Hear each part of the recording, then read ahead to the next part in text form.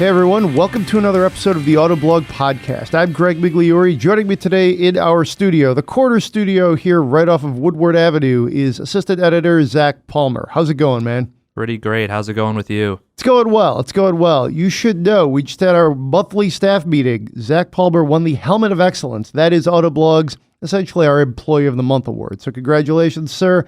Well done. Thank you once again. I'm supremely honored. Cool. And on the phones from Columbus, Ohio, home of the, I believe, the reigning Big Ten champion Buckeyes. That pains me to say as a Michigan State alumni. But Jeremy Korzeniewski, our consumer editor. How's it going? I'm great. How are you guys? Doing well. So in the podcast, we're going to talk about a couple of Fords. The Ford Expedition Stealth Edition, which I just drove. It is anything but stealthy. It's huge. You can't miss this thing. But it's pretty cool looking, I think. F-150 Limited, that's pretty, very nice truck. Let's put it that way. We'll get into that a little bit. Also a little bit about how the full-size truck segment is shaking out. F-150, Ram, Chevy Silverado, throw in the GMC Sierra. It's never been better, never been more competitive. It's quite the segment. Zach just drove the Mini Cooper Nights Edition. He'll tell you what that was like to drive and also what it is. So that will be coming up in a little bit. We'll run through the news. You may have heard Ian Callum, legendary Jaguar designer, step down this week. Takes effect July 1. We'll reflect on his career. The Cadillac V series is out. Zach, you got an up-close look at this last week. I don't know, a little bit different, but then a little bit more came out a few days later at the Detroit Grand Prix. We're going to explain to you what the V series now means to Cadillac. Finally, Renault FCA as the world turns. It seems to be changing by the day. The deal is off when we're recording this, but who knows? By the time you're listening to this, maybe it'll be back on. With all that, let's jump right into the Ford Expedition. This is a monster SUV, 3 rows with room for up to 8. I believe the one we had actually is a 7-seater. It's a lovely vehicle. It's, certainly imposing, very, confident, not over the top, but strong design. I really liked driving it. It's got that big V6 engine in it that's kind of borrowed from the Raptor. Really liked it. Is it huge? Did I get not particularly good fuel economy? Absolutely. I mean, literally there were times I was seeing like sub 14 miles per gallon figures on the onboard computer. But it's a very nice vehicle. I think when you get into this price range, you really got to kind of ask yourself, do you want the Expedition or do you want the Lincoln Navigator? Because this one was loaded up, and you do start to tread into Navigator territory. I think the Expedition has a coolness to it in a way that in some ways, it's almost its own brand. I would say Expedition is cool. When you look at it, it's got that presence, that gravitas. And I think there's some people that probably don't want to drive a Lincoln. They would rather drive a loaded up Expedition. And I can see that. Now, having spent a decent amount of time in this thing, the interior in a Lincoln, like a base Lincoln, is far nicer than even the nicest Expedition. So that's something you want to consider. The Navigator is also a very strong brand in its own right. So, that's something else to consider. But I enjoyed it. I like this class. I like these big old school SUVs that they're strong, they're confident. I think I like this better than the Tahoe, the Yukon XL, the Suburban. They're all kind of right in that big segment of 3-row SUVs. Slightly better. I definitely like the Tahoe too. We went camping with that a couple years ago, and that was one of those big vehicles that everybody at the campsite is like, oh hey, wow, who's rolling up in the Tahoe? But right now I do feel like the Expedition is definitely at or near the top of class. Jeremy, you spent a little bit of time in one a little while back. What's your take on the Expedition and this segment? Yeah, I basically agree with what you just said.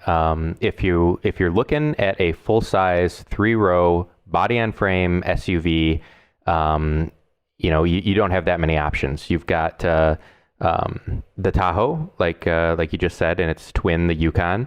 From Nissan, you've got the Armada. From Toyota, you've got the Sequoia. yeah, there's some like far out players too. There's things like the Land Cruiser. If you go a step size down, you've got like the Lexus GX and even like the 4Runner. There's the Dodge Durango. But if you really want size, you want you got a ton of people that you're going to pack into. You got a big family. You're probably going to be looking at something like the Expedition, the Sequoia, or the Tahoe. Of those three, the Expedition is the best driving option. The independent rear suspension really makes a big difference. The packaging inside of the Expedition is just better than the Tahoe. Roominess, layout, and also quality of interior components. You do make a really good point, though, that if you're looking at an Expedition, especially one that gets kind of in that rarefied air at the upper trim levels, take a look at the Navigator too. I happen to love the interior of the Navigator. The way that the dash kind of waterfalls down, it kind of looks retro, like old money, while also kind of being modern. So I really like that. So I definitely take a look at the Lincoln if you are looking at the Expedition. But if you're not going into those crazy price levels and you get something a little bit more rational, more rationally optioned, more rationally priced, I think the Expedition's probably the best bet in the segment. Yeah, I think you guys really hit the nail on the head with this car. I was just out in the Autoblog garage poking around in ours. We actually have the Stealth Edition version of the Expedition. So that means it has a whole bunch of add-ons. It actually almost gives it a somewhat sporting appearance with all the black appearance stuff on the exterior.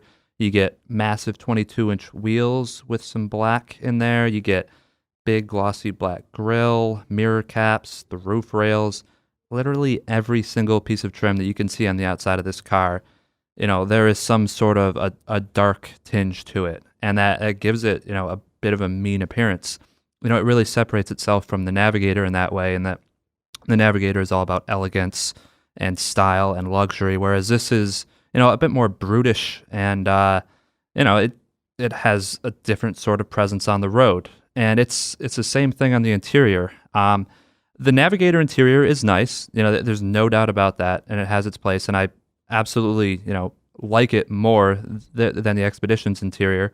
But this one has a bunch of crazy red stitching on the inside, has fantastic black leather all around, and there's no shortage of tech at all in this thing. You've literally every single thing that, you might expect to see there in the Navigator, is pretty much on board in the Expedition too. You got everything such as massaging seats, heated and cooled. It's all there.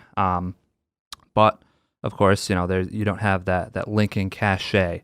So, this is, I think that the Expedition, and especially this Stealth Edition, is more for somebody that, maybe you're not ready to step into, that lifestyle of having like the most luxurious 3-row, and maybe you want something that, has, a little more of a youthful attitude to it. And I think that's what you get with the Expedition. Yeah, I think the Expedition, we were talking about it. We may be overselling it, that it's like its own brand, if you will. It's probably not, but it's cool, and if you're not looking to necessarily say, hey, I drive a Lincoln, which for some people, that's just not how they want to roll, this is a good option. Load it up. I would, like you said, Zach, interior of the Lincoln all day long. It's one of probably like the 10 nicest interiors I think I've ever driven, maybe even. It's definitely this year in the top 5 for sure. But I actually like the exterior of the Expedition better. I think it's blockier, it's imposing. It, maybe I'm seeing things, but it's almost got like I wouldn't say a retro look, but cars don't necessarily have this many like creases and hard edges. There's something to it, and I really like the look of the Expedition. So it's a very nice SUV. We think it's, again, at or near the top of the class. And speaking of expensive Fords, we spent some time in the F-150 Limited, which is one of the more expensive F-150s you could drive. Very nice vehicle. It had almost everything. I was impressed with just how nice it was. Like when I think of, full-size trucks, The Ram to me is perhaps the most luxurious. I think it's got the nicest interior, and I've always kind of ranked it ahead of the F-150. Granted, this is a limited, so it had almost everything. And it was over $70,000, I believe, 71, somewhere in that ballpark. And I was just really impressed how much I liked it and enjoyed spending time in it and how many features were in there.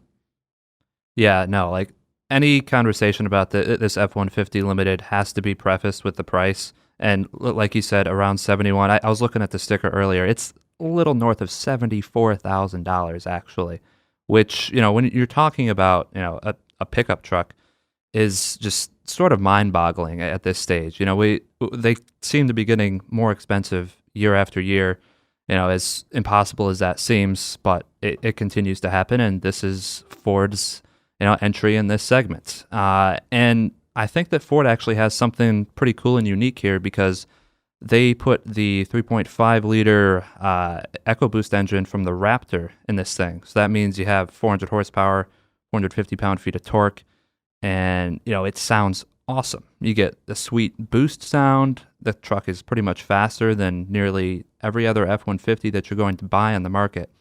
So in addition to actually looking the part, with all the crazy chrome on the outside, the massive 22-inch wheels, you actually get a little bit extra go. So that is greatly appreciated, and an actual great reason to buy this large of a truck. But one of the biggest selling points on these luxury truck mobiles, you have the insanely luxurious interior. This one was all brown leather. Even the steering wheel was brown leather. They pretty much thought of everything inside here. Instead of like a normal F-150 that just has matte plastic trim and all the dials, everything. This one has metal surrounds. There's glossy black plastic that takes it up a class, even if it might be a little easier to get the glossy black plastic dirty. But everything in this truck just sort of screams luxury. But at the same time, like you mentioned, there's the other ones out there. You mentioned the GMC Sierra, the Denali trim of that. That competes directly with this truck from a price standpoint, and it's right along there with the Ford. But the one that I think is really the top dog here is the Ram. They've really nailing the interior of the most luxurious Rams now. Especially when they have that massive 12-inch screen. Super functional. The way that they've integrated Uconnect with that massive screen, it works perfectly. I don't really have any complaints about it. And just, the actual interior design feels much more inspired and special than, the interior design of this Limited. Feels like they're sort of putting lipstick on a normal F-150, and it looks good, but the Ram looks better, I think. I think that's a fair assessment. And I think, when you talk about looks, this is kind of a cliche, but I think in Limited and, of course, the Raptor, those are my two favorite appearances for the F-150. And I think when they sort of use that, tableau, that canvas, and then do some different things with it, I think the F-150 looks pretty good. I think in some of the lower trims, that's where you look at it and you're like, oh, wow, that's kind of a plain Jane truck, which is, I think that can handicap it a little bit. Whereas like the Ram and the Silverado is very polarizing, but even at some of their lower specs, those trucks look pretty good. Whereas I think the F-150, you got to put a few different features or packages on it, or in, this case, one of the more expensive models to really get it, I think, looking very, very handsome and class competitive. So the truck also, like the Expedition we were talking about earlier, had presence. They were both white, the ones we tested. Very nice wheels, elegant. The Limited's a very nice truck. Jeremy, you've been driving trucks for years. What do you think? Okay, so I am going to also throw my hat in the ring that I think the Ram is the full-size pickup truck to beat right now. I will, however, say that Ford has got the powertrain game nailed. The twin turbo EcoBoost that they're putting in the Ram Limited, and I should say that I did not get a chance to drive this particular truck that we're talking about right now. I've driven F-150s. I've driven F-150s with the 3.5 EcoBoost, and I've driven Raptors that have this version of the 3.5 EcoBoost, which is 450 horsepower and I think 510 pound-feet of torque. And what a great engine. Made it to that 10-speed automatic transmission that Ford's putting in the F-150s right now. Stellar combination. You really get into it, and it drives. It's got the power. It's more power than any 60s muscle car that you'd ever get into. It's like a top fuel dragster when you really get into it. So that's excellent. The question I have to you guys that have driven this limited F-150 is, I believe that the limited, as the top dog in the range, comes standard with 22-inch wheels. And I know that the roads up in the Michigan office around are not particularly smooth and flat. Did you notice the ride being particularly bad with those, big 22-inch wheels that come on that truck? I thought it was okay, actually. Last weekend, I drove it. I put quite a few miles on it. I drove it across town.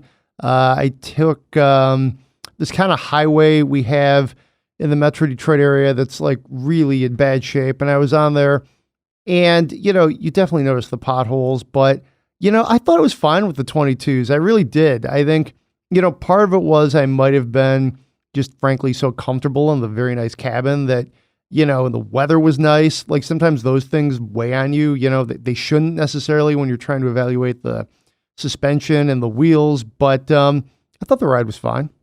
Yeah, no, you could definitely feel the potholes. And it was stiffer than, a truck with super big sidewalls, but I didn't think that the ride was actually punishing at any point in time.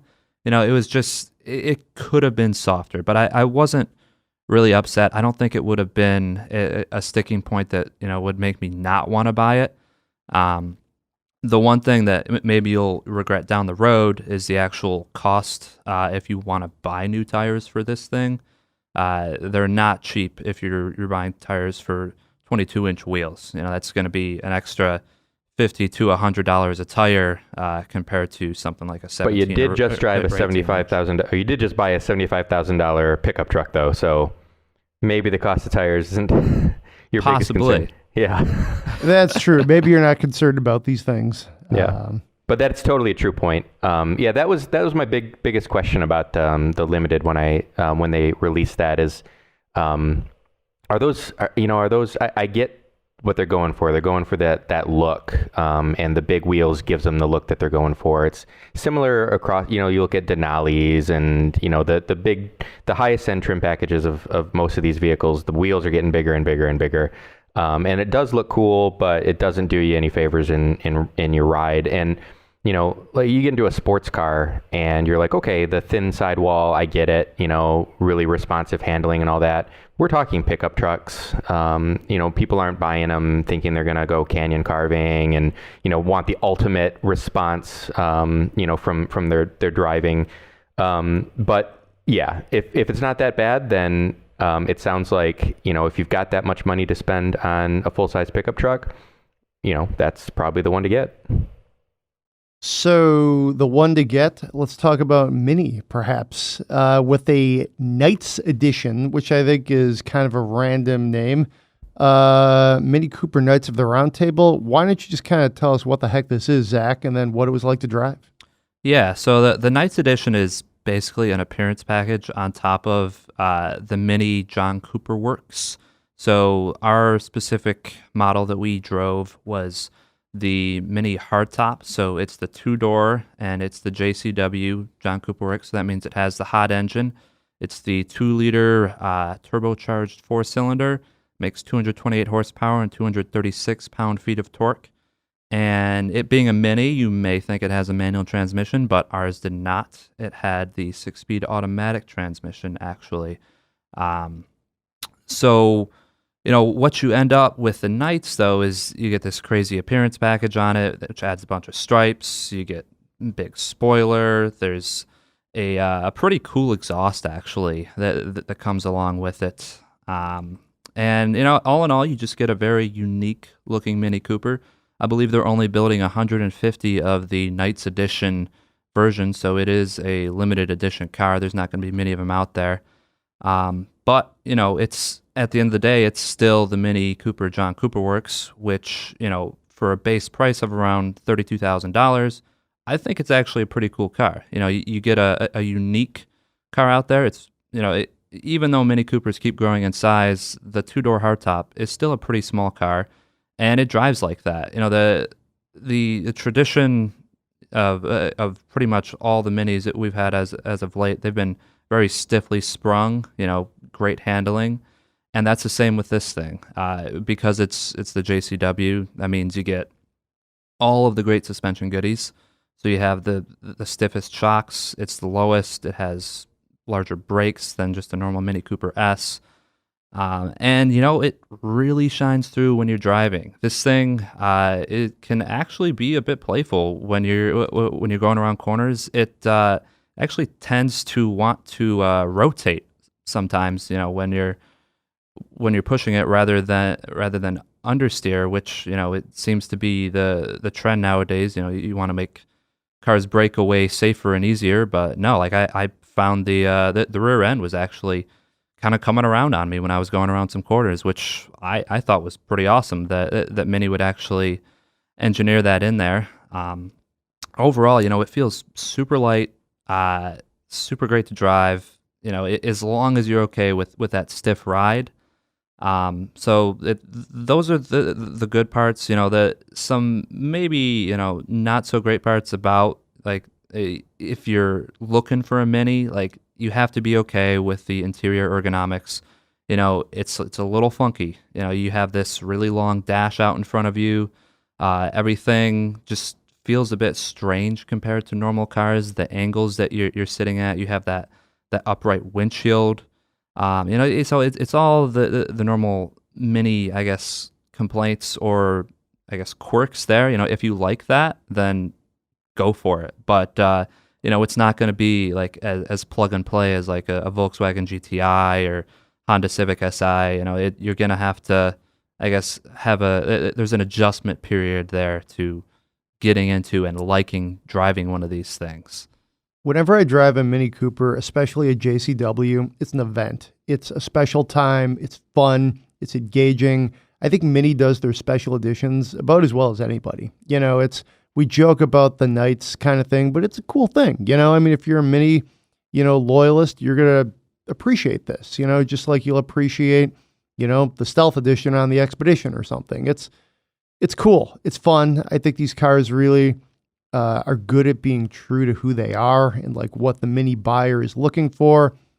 If gas prices ever were to go back up, like crazy high or something, I think we could see a resurgence from Mini just because, 10 years ago or so when fuel prices were high, Mini did pretty well. Like they weren't like obviously a volume brand. They still were, in their like niche, if you will, but people were buying Minis as like almost practical transportation or at least fun, but, somewhat daily driving transportation. And that's actually where we saw Mini roll out some of the larger, like, I wouldn't call them crossovers, but at least like 4-doors and vehicles with like some room in the trunk, things like that. So, for me, I always enjoy driving a Mini. This one, I cannot wait to drive. I think it's definitely a fun thing. Yeah, this JCW especially, I would be remiss if I didn't mention the exhaust on this thing. So it has a special little Bluetooth controller in the center console, actually. You double tap it twice, and that changes the exhaust from just the standard to what they call race mode. And the thing crackles and pops as much as pretty much any other, performance exhaust that you're going to get on a car stock today.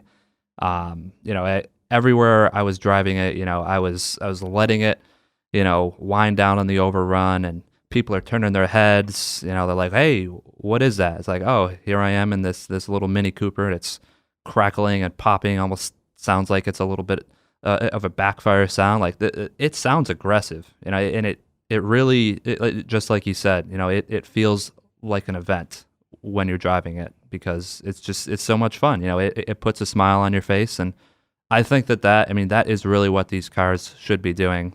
It might not be the most powerful thing in the world. For the price of ours, $42,000, you can buy a lot of power.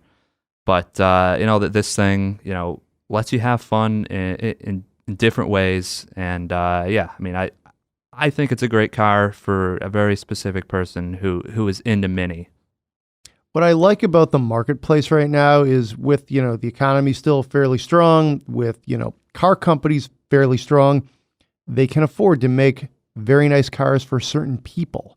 To go back to when the economy was bad, they couldn't afford to do that. They had to sell as many, commodity or just core products as they could. There was no time to basically, throw these niche products at people. And hey, it's a great time to be a car enthusiast. We have Hellcats. We have, Jaguars. Perhaps we should talk about that in case you missed it this week. The legendary design director of Jaguar is stepping down. That's Ian Callum, of course.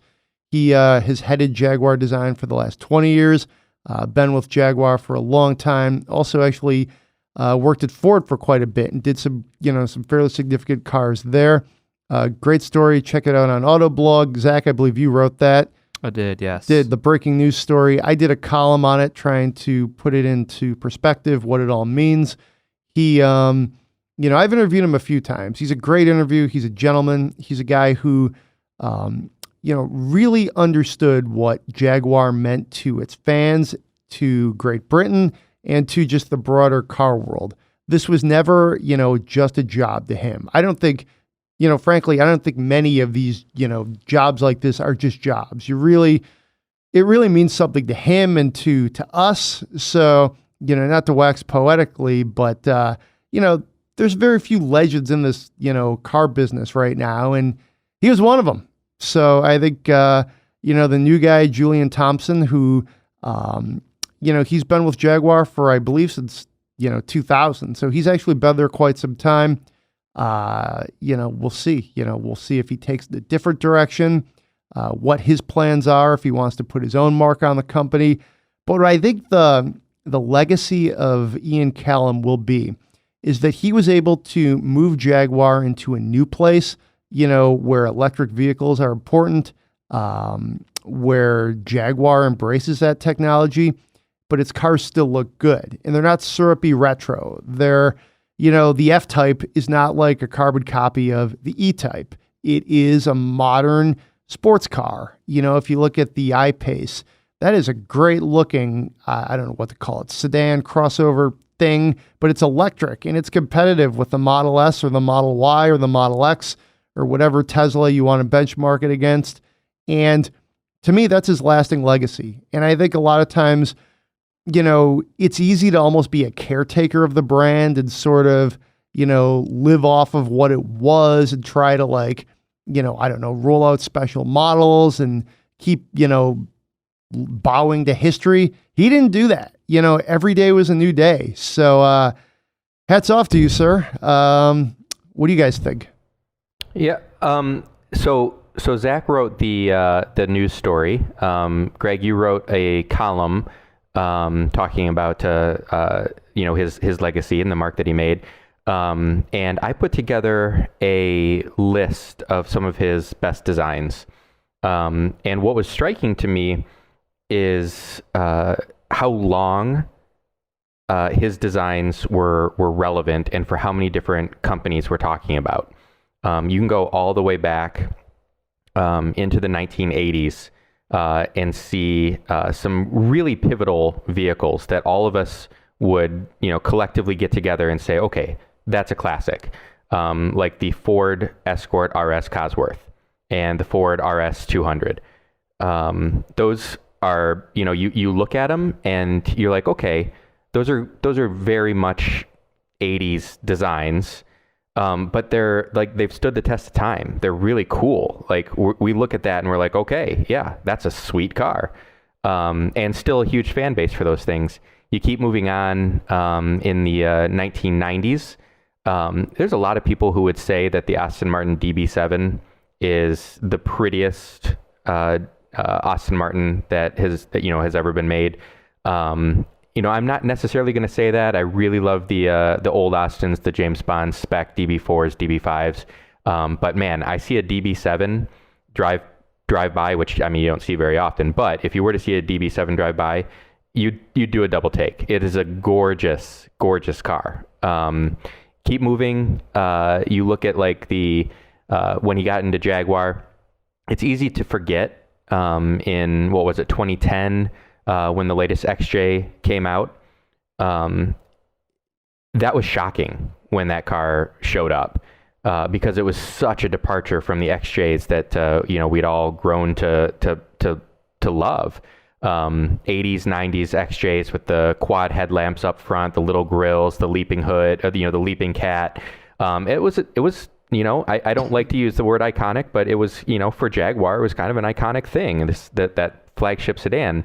And then here comes the 2010 XJ, and it is a completely total flip of the script. Completely new, clean sheet design.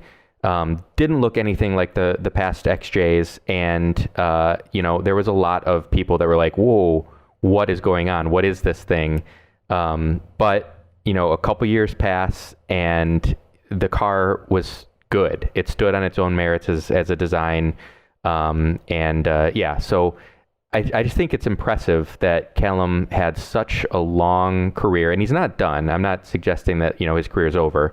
But he has had such a long career spanning so many different decades and generations, and you can look at his vehicles, every step along the way, and they still maintain relevancy and they don't look dated. Yeah, I would be remiss if I didn't mention the gallery feature you put together, so apologies there. Yeah, you got to check that out. Very cool. Those designs really illustrate what he's done throughout his career, and yeah, I mean, I'd agree with you too on the XJ. That's a great call out. That car was in many ways very revolutionary. The design at the time was, basically at the top of the class. People forget now that the XJ is, on its way out to be replaced with something. Perhaps we're hearing it might be electric. Just how good that car was, and how, frankly, disruptive it was when it first came out. I mean, think back to what the S-Class and the 7 Series were in 2010, and then, XJ rolls out you, and you're like, oh, wow, look at that car. Look at that interior. And, Ian Callum deserves a lot of credit for making that car, as revolutionary as it was at the time, and elegant, too. Yeah, I mean, my big question with all this is, what is Ian Callum going to do next? He says he isn't done. He's going to be acting, as a consultant for Jaguar for the time being. But, I think he still has plenty of car designing in his future. It might be, not the most responsible thing to do to speculate on where he's going to go. Let's do that. Yeah. Let's make some stuff up here. He, in his statement, he said he feels like it's the right time to step down. He's 65. That is a lot of times when you see, high-level executives tend to step away from these pressure-filled day-to-day, what's the next, product cycle going to look like? But yeah, he didn't sound like he's retiring, either in his statement or in his tweets or on his Instagram post. So I don't know, Zach, what do you think? It's a tough call. I mean, something totally out of the blue. Hyundai and Kia have poached a lot of great designers from European brands. It would be pretty crazy if he were to go from Jaguar over to Hyundai Kia. But that has, that's happened in the past with, great engineers like Albert Bierman, who's helped them engineer the Stinger and the G70 chassis, Veloster N, and he came from Audi. But what? It's tough to say. I think something maybe more likely, go to another luxury brand like Rolls-Royce or Bentley, almost like step it up another notch above Jaguar. He created that awesome CX-75 concept supercar for Jaguar. maybe he wants to do something with a supercar. Maybe he goes and does something with Aston Martin. He has a history there, and Aston Martin seems like they're kind of getting back in the game of making supercars with the their, I guess, street spec Valkyrie that they're coming out with. So that thing's wild. That thing is super wild. Maybe there's a future there for him. Something British definitely makes sense since he's been with Jaguar for such a long time now. But I don't know. He could do anything at this point. Jeremy, what do you think? I mean, China is coming hard. There's so many car manufacturers in China. A lot of them have a bad reputation of cribbing designs from other automakers that are more established. There's certainly opportunity, for him to make a move and add some legitimacy, something for a Chinese car brand to separate itself from the other several hundred Chinese car brands that you hear about. So that wouldn't surprise me. It also wouldn't surprise me if he just, was just as a consultant, a design consultant. He could work with multiple brands. They could come to him or his company if he were to set one up, and help with concepts, help with kind of refining the look and feel of many different brands. He could have his hands, and it doesn't even have to be cars. A lot of famed designers want to kind of stretch their legs a little bit after they've had a super successful career. So he could do something in transportation. It wouldn't surprise me if it came out of China, and it wouldn't surprise me if he made a name for himself outside the automotive industry as well. I think that's a very likely scenario. He does like the independent route. I could see like Callum coach building, I think or coach designing, something like that, has a nice ring to it. I think my sense is this is, even though he's not retiring, it is a little bit of a retirement. Like I don't, who knows what could happen, but my sense is he doesn't have another offer out there, or somebody's trying to poach him, or he's being forced out or anything like that. I think Jaguar would be more than happy to have him design cars for another 20 years if he so wanted to. My sense is he just sort of feels like now's the right time to step away and, pursue some other things and go out on top, go out on his own terms. That's a nice way to do things. And, maybe do some sort of coach building thing, or coach designing sort of thing, consulting. Perhaps you could see him bringing concepts to Geneva. Maybe it would be a thing where it's almost like a mini Pininfarina. Maybe he works with Pininfarina. I don't know, and just see what his consulting, where that goes. Maybe he, does designs back again for like you guys said, Aston. I could see them, try to get his input. He's still going to be a consultant with Jaguar. At least that was part of the announcement. So we'll see. There's a lot here we don't actually know. Reading between the lines, I think it is kind of like a semi-retirement, and then he's going to maybe do something that's a little, perhaps still high profile, but more just independent, like a design house, perhaps his own, but who knows? We've thrown a bunch of conspiracy theories around here. We'll throw that out, disclaimer that we don't know what's next.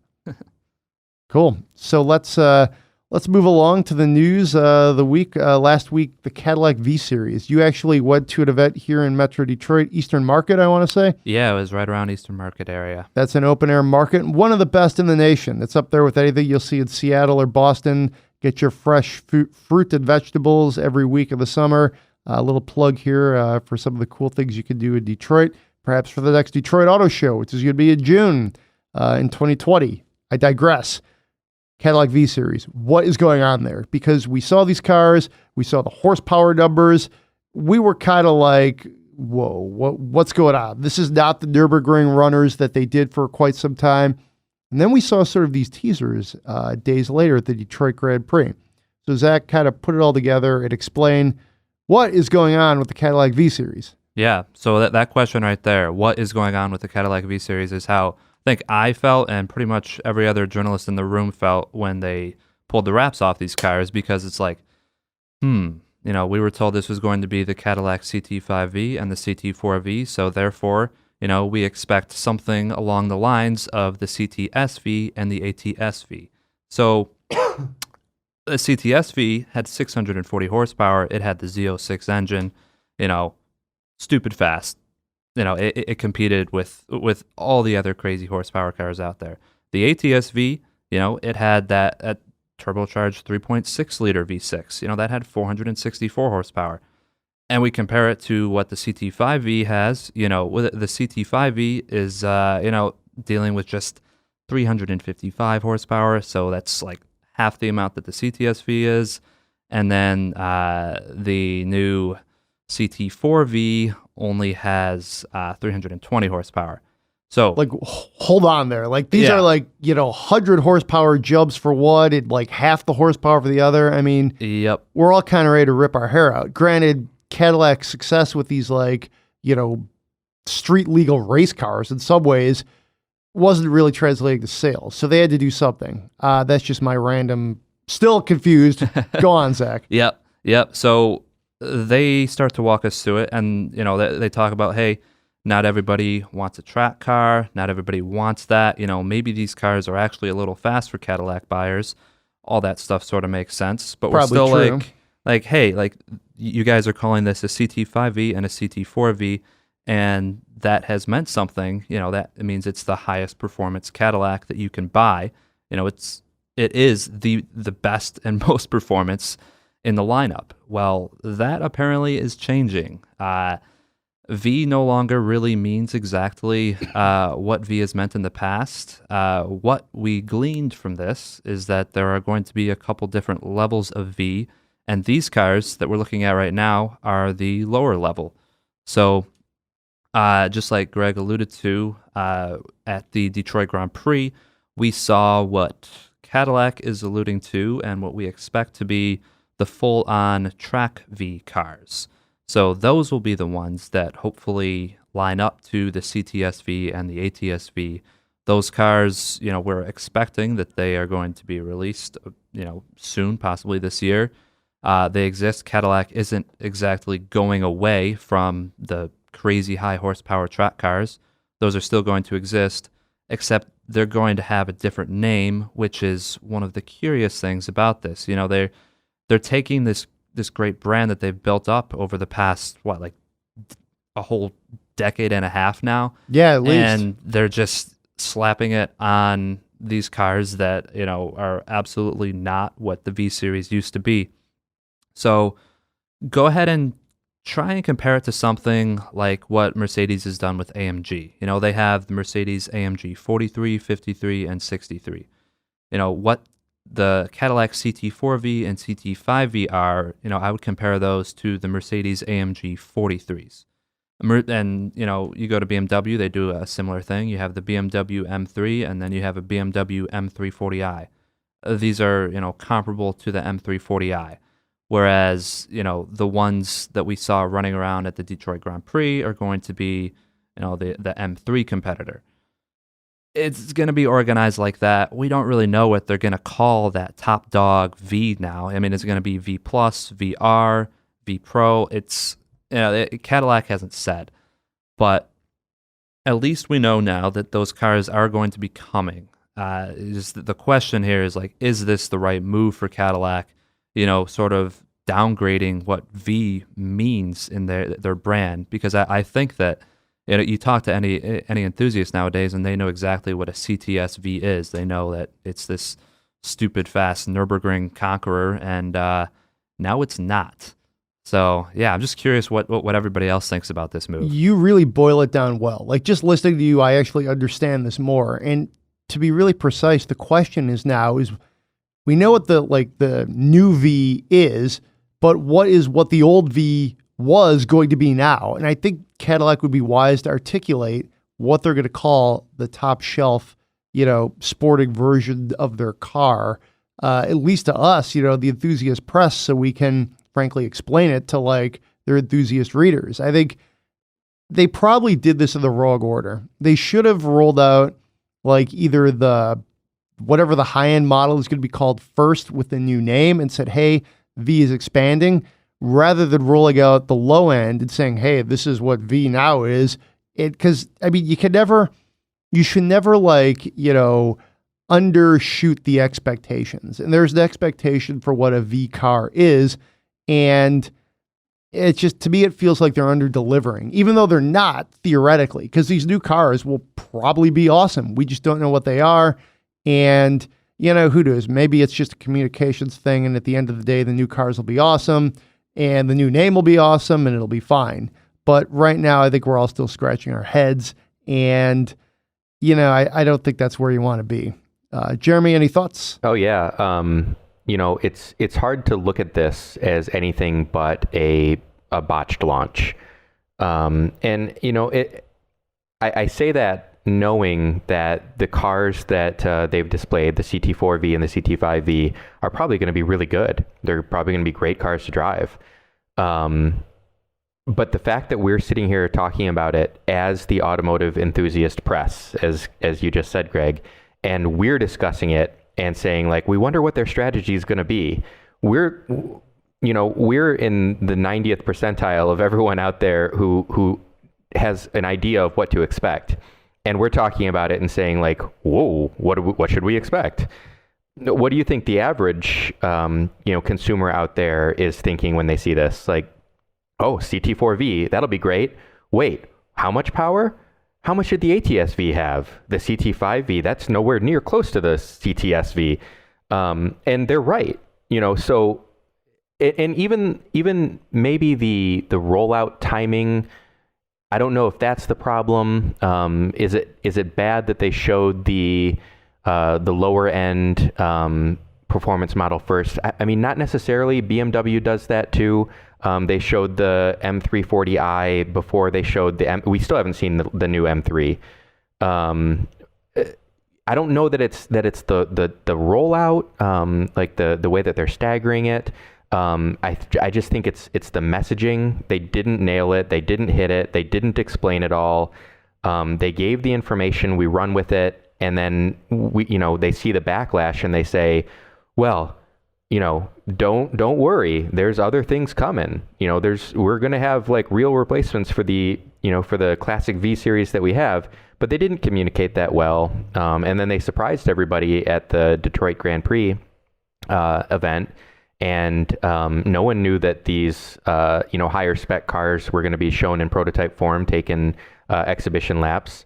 So that hits everybody's surprise, and it happens on a weekend when, not that many people are paying that much attention to the news, sites like Autoblog, So again, that seems like a little bit of a missed opportunity to get messaging across.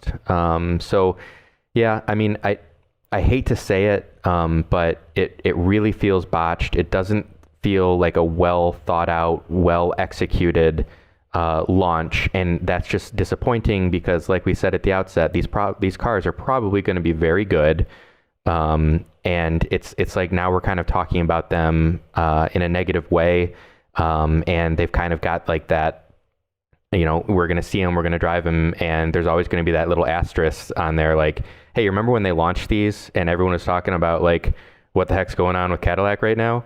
And that's not the messaging that you want attached to to your brand new vehicle. I think a good point here too is that messaging right now is a problem with Cadillac. They're shifting the names of their cars, like CT4 and CT5 are new names. They're going away from like CTS and ATS essentially. And even those were a little confusing. Cadillac's been at a bit of an identity crisis now for, some would say more than a decade, just because people are unclear what their cars are. And that's kind of a problem. So, you throw this into it and it's very confusing. It kind of sounds like they got it backwards. It also sounds like, they may have gotten the actual product backwards too, which is probably worse than any, PR, communications, marketing rollout. Like, to me, I think they should have kept like V as the top end and then come up with like V Sport was fine. It doesn't really mean anything, but do that, or V Touring or something.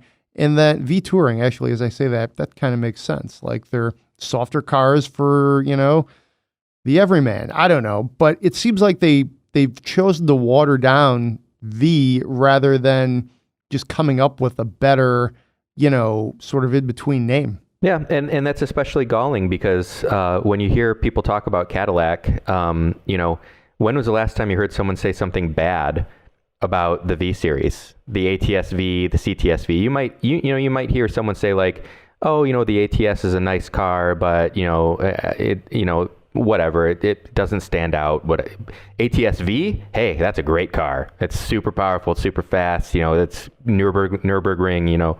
People are already talking about those things in a good way, and they've just watered down that recognition that they built up. Yeah. So one of the reasons, I asked a Cadillac rep at the event, like, hey, why are you guys doing this? There must be some reason. And what he hinted at was that they're going to use the V name in a lot more of their cars, which means the V is going to be moving to crossovers. So we're going to have probably an XT4V, XT5V, maybe XT6V. And, they're able to do that because they're changing the meaning of V. If V still meant that crazy track killer, then, if they stuck a V on an XT4 and said, hey, here's the XT4V and the CT5V has 700 horsepower and the XT4V is sitting there only with like 340, hey, like this isn't really a V. Like you guys are just kind of like just using this badge for no reason. But now they're going to be able to use the badge and they're going to be like, hey, this is an XT4V. It's similar to the amount of performance that we gave the CT4V and CT5V.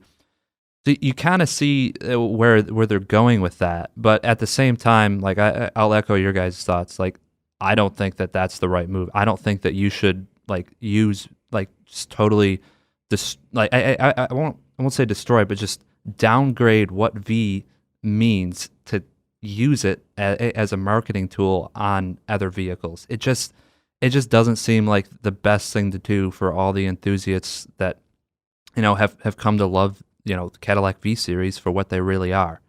And I think you're spot on. There is a logic here, but I think we're all in agreement that just it wasn't the right logic. It sounds like they got it wrong. They needed another name, V Sport, V Touring, something. And I think we all could have probably gotten behind this in-between trim or model or whatever they want to call it. And I think we could have definitely probably liked having like an XT4 V Sport, a little more horsepower. Maybe they tighten up the chassis a little bit. BMW does this with, its entire lineup. And yes, we do a little bit of navel gazing about, well, is this really an M car or is this really an AMG? But we also know, hey, it's actually not. We know the real AMG, the real M, those are on a certain like elevated level of performance. And then some of these other things have, V6s, you get more like turbos. They're a little bit, they're not track killers, as you say, Zach. And, we expect that and they've communicated that. So I guess we just leave it there. I mean, I think we're confused. We'll see what's next from Cadillac. Speaking of confusing, the FCA Renault Nissan merger is off at the moment. Renault basically was asking for more time. Last week, the news broke. It was over the holiday weekend. Jeremy, you were right on the front lines, pulling stuff from the wires and writing some stuff up. And it was kind of wild from a number of perspectives. I think we didn't see it coming, even though we did expect FCA to continue to look for some partners. And then, they made a move for Renault, which makes a lot of sense. There's not a lot of overlap. Renault is owned by the French state, 15% of the company anyway. They've got some stability with their alliance with Nissan and Mitsubishi. And it seemed like a pretty good partner that would add scale overseas and perhaps even fill in some gaps in its product lineup. So FCA really, saddled up and went for it. I'll give them a lot of credit. They went, after what they thought might be an opportunity because Renault and Nissan appeared to be maybe not exactly getting along so great in the wake of the Carlos Ghosn situation, and they went after it. And, that basically they talked, Renault's board considered it, and then, essentially Renault made some demands. Some of them reportedly were that the headquarters would be in Paris. Reportedly, FCA was like, okay, fine, and a few other things like how many number of board members each side would get. But apparently when they asked for more time, that's when FCA said, hold on, we've given you your time. We've given you everything you want. We're done. We're backing out. And to me, this actually made a lot of sense from FCA's perspective and for FCA as a company, because they were the aggressor here. They're the ones who went after, this other fish in the sea, if you will. And by pulling out and not letting these negotiations drag on, they sort of removed the risk that the negotiations could go somewhere that they didn't want them to go. I know part of the deal was that Renault wanted Nissan to be a part of this alliance. And Nissan was, I think, a little flat-footed. They weren't sure they wanted to be a part of this alliance. They're not still sure they want to be a part of an alliance with Renault anymore. So there's a lot of just geopolitical, I'd say, things going on here that we're factoring into it that made a quick deal not really likely. In some ways, you look back and you're like, wow, how realistic was that? So I think it was smart of FCA to pull back before they ended up in a situation that wasn't going to be very, favorable to them, that wasn't going to be what they wanted. And then it sounds like France, the French state, and Renault kind of want this deal to actually maybe happen. They know Renault is not in great shape, that probably would benefit from a partnership with somebody. And, General Motors and Toyota are not calling them. So this may be about as good as they could do. And if they ever come around to that school of thought, they got to be the ones to pick up the phone, call Mike Manley and John Elkann at FCA and say, hey, can we come back? So ball's in their court. FCA has all the leverage. So I think a lot of things happened to kind of scuttle the deal, but I still think FCA kind of has the high ground. What do you guys think? Yeah. I mean, it's been crazy to watch, honestly. It's been a turbulent 10 days for FCA, Renault, Nissan, Mitsubishi, that whole alliance there. The scuttlebutt, the kind of like the unsaid question is, did France kind of did they want out? Did they do this on purpose? Some analysts, I'm not a stock analyst, financial analyst. I don't, that's not what we do here at Autoblog. We report on it, but we're not making recommendations or really, analyzing that side of things. But I've read a little bit, and from what I can tell, Nissan, whether they wanted to or not, was going to go along with it. They don't really have that much of a choice based on the arrangement that they've got legally with Renault, because Renault came in with money when that alliance was first created, and Nissan didn't have any. They were teetering on bankruptcy. And so, the French company came in at a very opportune time. And now Nissan's in a very strong position, but they can't force Renault to sell their stake or give it back to them or anything else like that. So, Nissan's hands to some extent were tied in this deal. So the French government coming in and saying, well, we want buy-in from Nissan before we're willing to give our blessing. The question is was that really true? Were they really concerned about what Nissan wanted and making sure that they were bought in on this? Was it that? Were they just being good stewards of their previous alliance, or were they using this as an excuse to, pull out of the current negotiations? That's the question. I think we're probably going to be hearing about it for a long time. As you alluded to, Greg, it's certainly possible that, the talks will pick back up. That either Renault or FCA will, those lines of communication are surely open still. Someone could pick up the phone. Negotiations could still happen. It's not the end of the story. There was an even a story this morning that we ran that Peugeot Citroën PSA, their stock took a boost when the negotiations were called off between Renault and Fiat Chrysler. because PSA had been thrown about as a potential merger partner before the offer was made to Renault. That, who knows? There's also some sort of possibility there. Something could happen.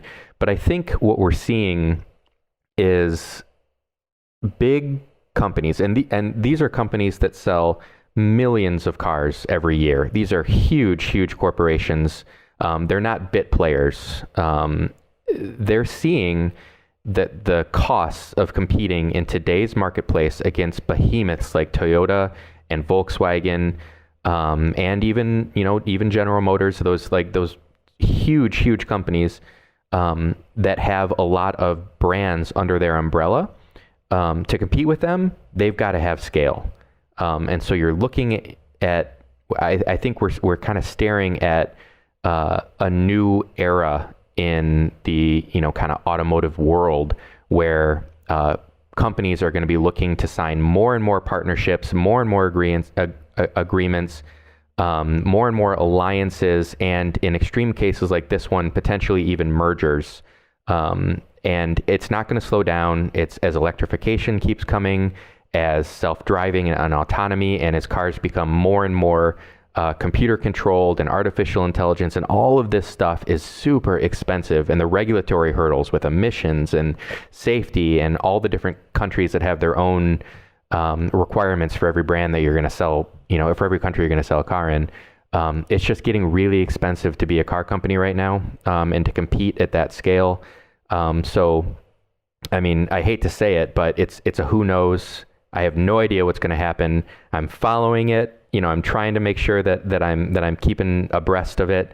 But I mean, I don't know how how it's going to turn out, what's going to happen. Yeah, Jeremy, I think you make a great point there.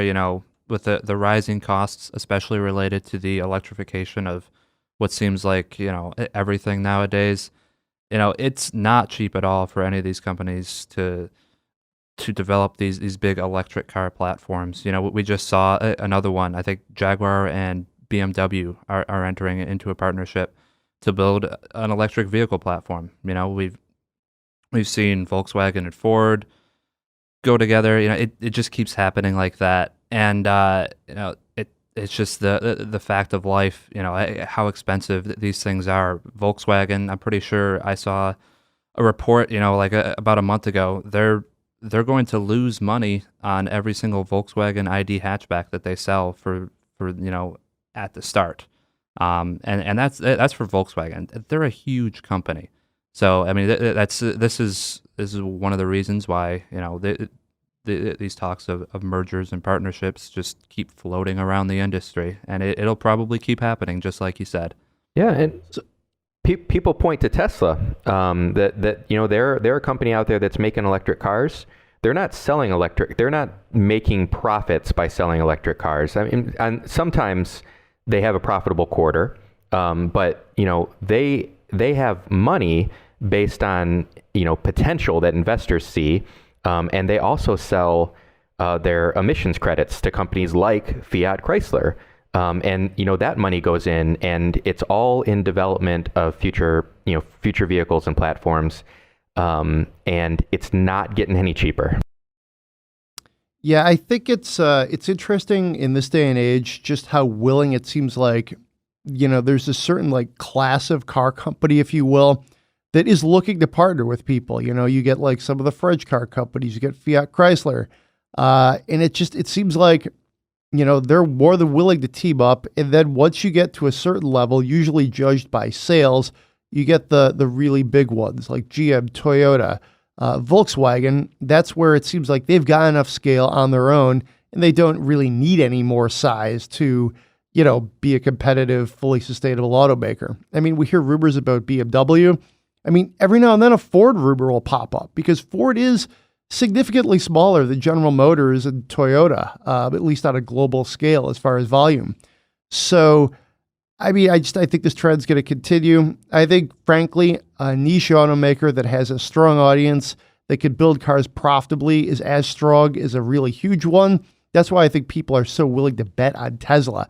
Because if they ever can sort it all out, I mean, man, they would be something to be reckoned with. Let's put it that way. And I think we'll leave it that way. Alliances are going to be more of a thing. Thanks for listening this week. It's been a great show, guys. It's been fun. Helmet of Excellence winner, Zach, great month again for the month of May. Jeremy, thanks for dialing in as well. Be safe out there, guys. We'll see you next week.